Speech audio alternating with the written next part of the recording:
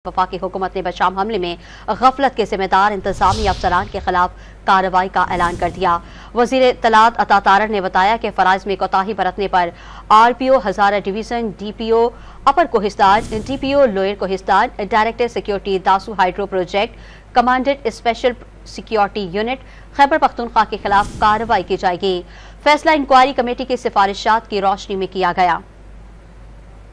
पूरी नीयत के साथ, पूरी लगन के साथ इस नासूर को जड़ से उखाड़ने में अपना किरदार अदा कर रहे हैं।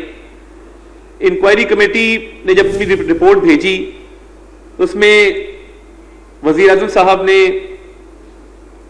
चंद अफसरान के खिलाफ इंजबाती कार्रवाई करने का हुक्म दिया है और मैं आपसे शेयर भी कर लूंगा। उसमें RPO हजारा डिवीजन, उसमें DPO upper Kohistan district, DPO lower Kohistan district, director security Dasu hydro power project और commandant special security unit KPK।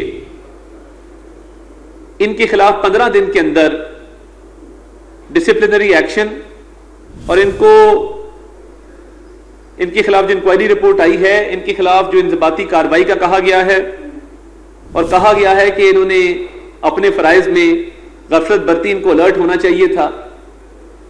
तो वज़ीर आज़म साहब ने इन अफसरान के खिलाफ कार्रवाई का फौरी तौर पे हुक्म दिया है और ये मिसाल है कि आइंदा चाइनीज सिक्योरिटी के हवाले से जो मामलात हैं उनको मजीद संजीदगी से लिया जाएगा और उसमें किसी किस्म की कोताही जो है वो बर्दाश्त नहीं की जाएगी।